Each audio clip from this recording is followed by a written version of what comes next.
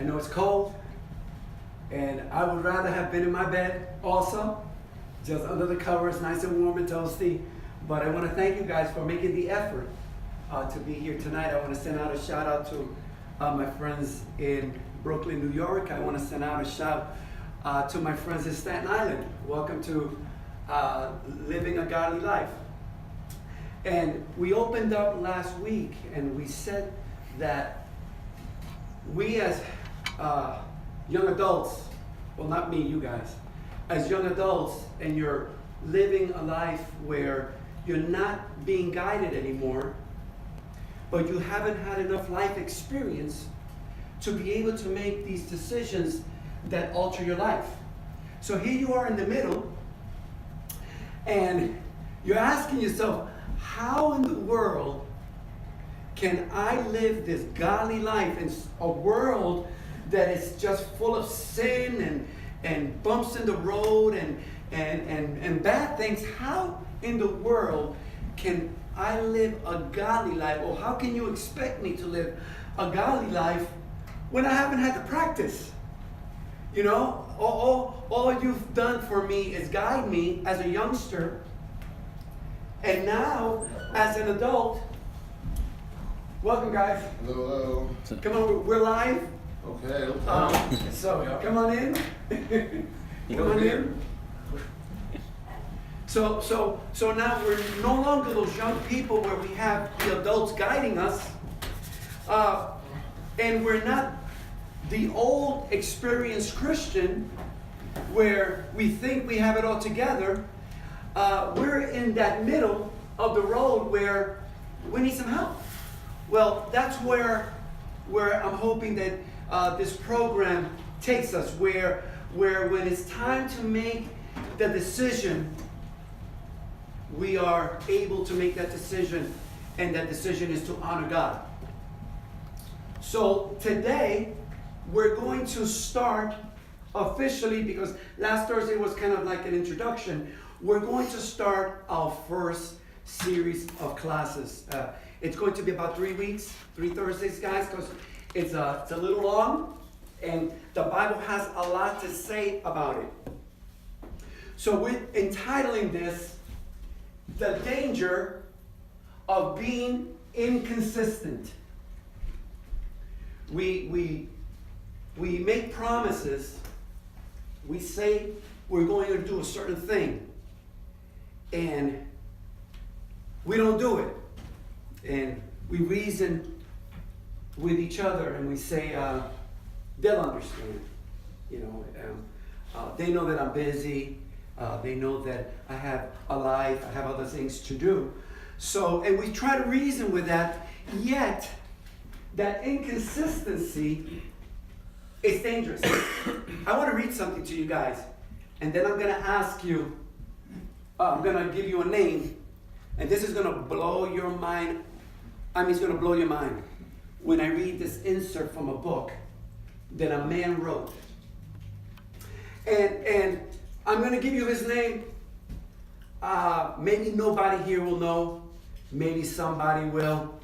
Maybe somebody out there in Brooklyn and in Staten Island may know. But I'm going to give you a name, and then I'm going to read something that he wrote, an insert that he wrote, and it convicted me. It made me Sunday morning cry and fall on my knees to ask God for forgiveness, because that is also me. This here is also me, and this class has convicted me to get out of this inconsistent and become more consistent. You know, I'm going to read his name. I'm going to put down his name. His name is Anton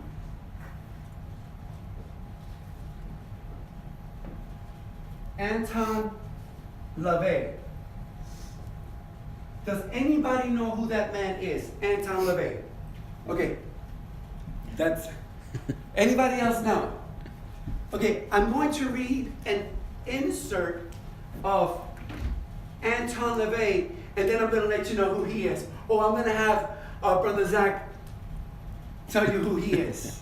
Okay? All right, listen to what he wrote. And then I'm going to tell you the book that he wrote also. On Saturday night, I would see men lusting after half-naked girls dancing at the carnival.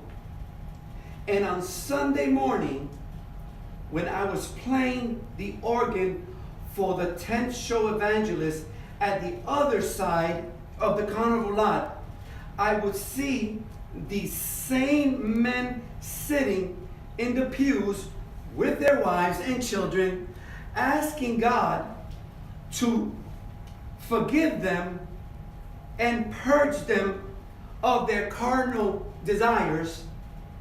And then the next Saturday night, they would be back at the carnival or some other place of indulgence.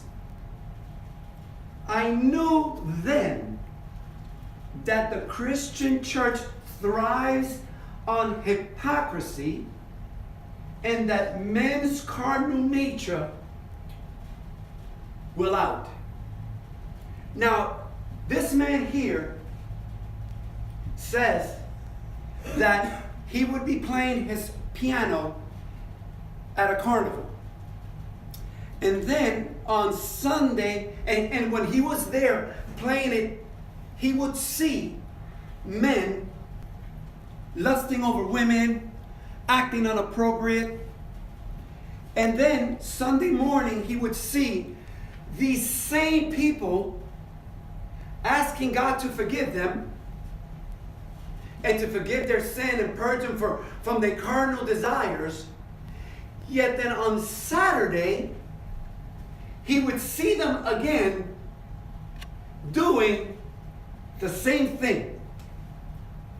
Now, I'm going to tell you who this man is that wrote this insert. Brother Zach, who is he? I believe he's the leader of the Satanic Church.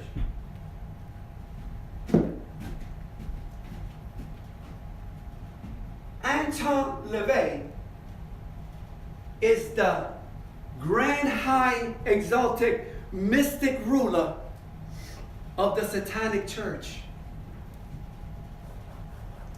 And this insert is from the Satanic Bible.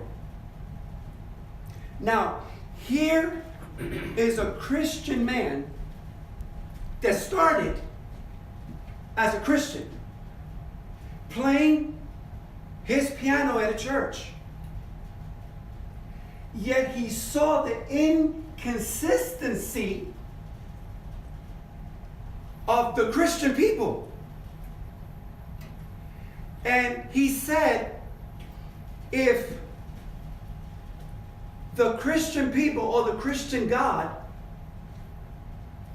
is so powerful, or he can't be as powerful as they say he is, because the same people that are worshiping are doing the opposite of what they're preaching or what they're teaching or what they're showing. So it's got to be that the one that's making them do that is more powerful.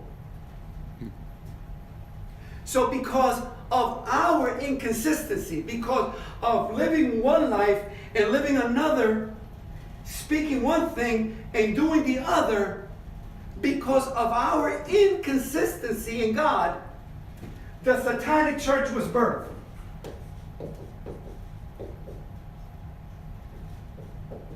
Church was birthed.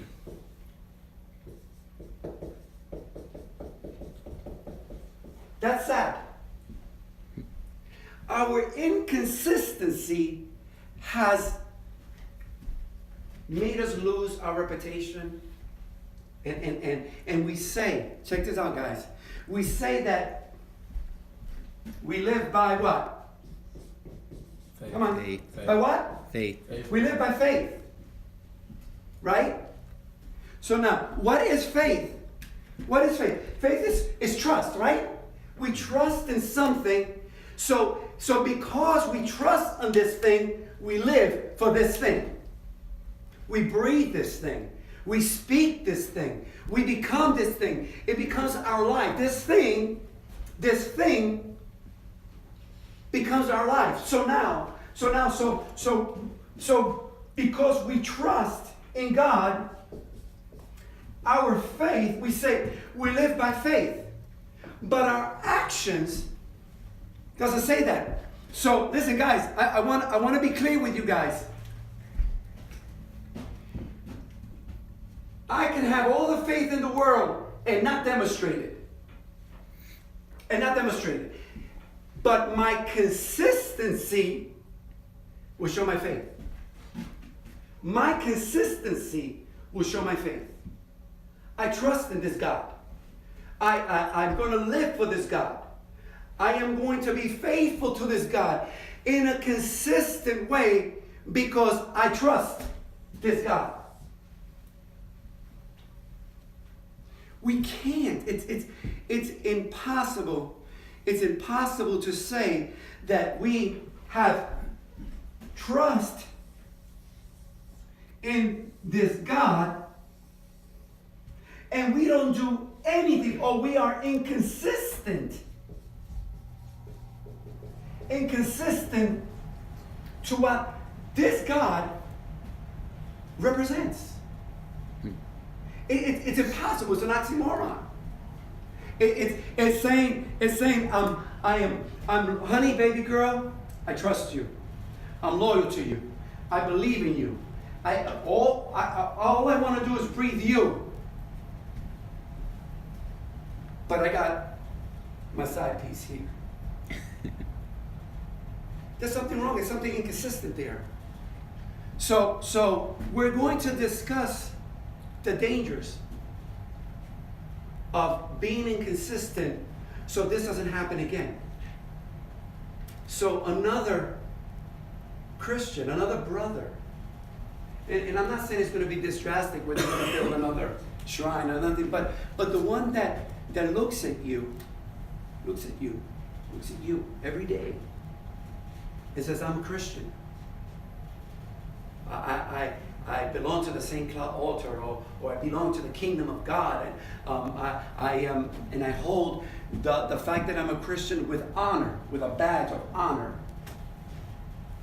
And we do the opposite of what being a Christian represents. Remember last Thursday I said everyone is a believer.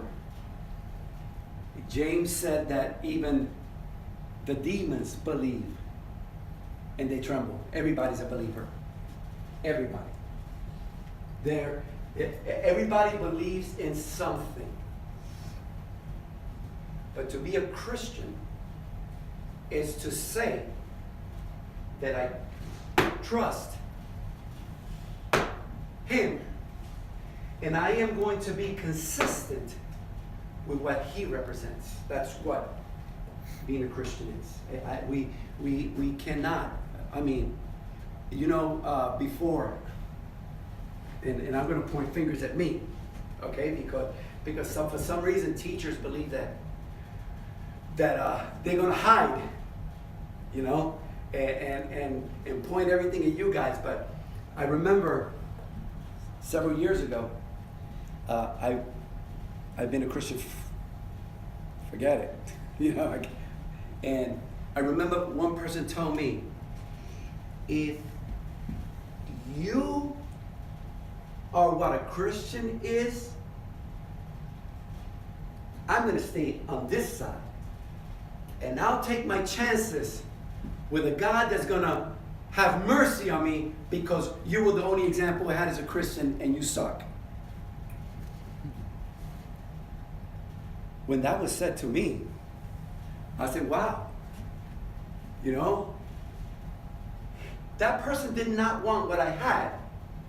That person didn't want what I represented. So I hope that we come out being consistent out of this little class. Now, I want us to define what the world thinks of someone that's inconsistent. I think we should start at that. I think we should. You know, I saw your Facebook post on the verse.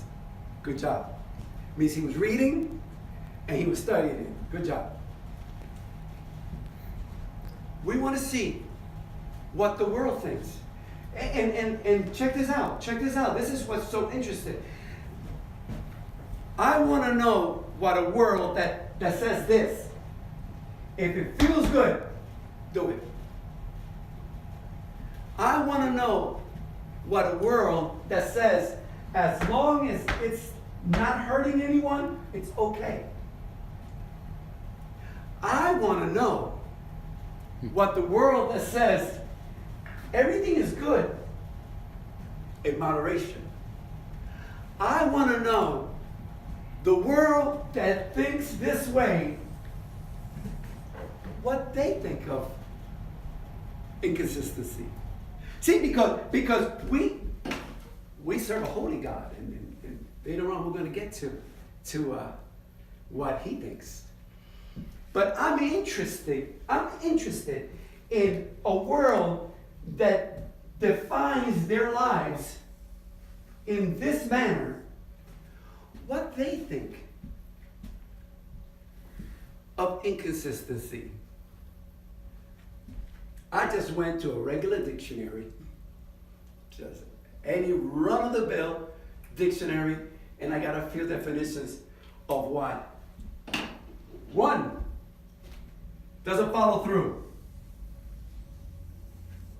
Now, this is just a regular run-of-the-mill dictionary. This is not a Bible dictionary. This is just Webster's dictionary. Doesn't follow through.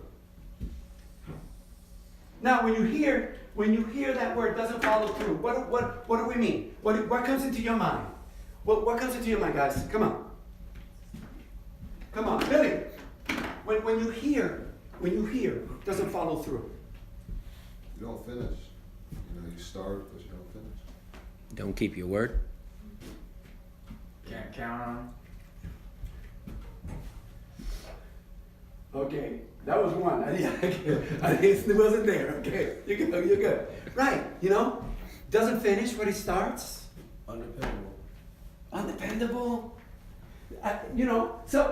So that's pretty crappy, right? Crappy's not a curse, right?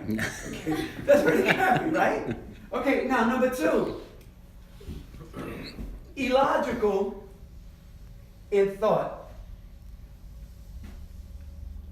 Illogical in thought. What does that mean? Illogical in thought. My mom always said you can't be logical with an illogical person, so A dreamer. I don't really know how to put it down.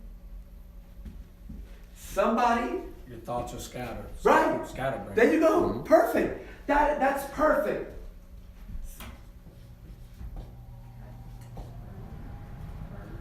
T. T. Another T. Okay. Scatterbrain. Scatterbrain. That's right. It's like 1 second he's in the stock market, and then the next second he's with the WWF, and then the next second he's all over the place.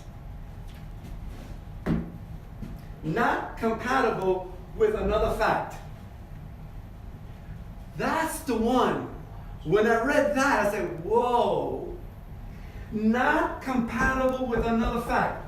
In other words, I say one thing and I do something different. That's the one that hit me right between the eyeballs. Right there. Right there. Not compatible with another fact. I make a statement and I say, yo, I'm a good father. I'm a damn good father. But you ask the kid, Dad is always out. I'm always with grandma. auntie. That's one of the things that I love so much about Billy. You're the man. Today I'm gonna pick on you. Billy's posting every single second, every single moment that he has. You see him with his kids. I love my kids. I can't believe that God blessed me this way by giving me these kids. You know, it's consistent. We say one thing, bro. I'm telling you right now. Don't smoke no reefer. It messes up your brain cells.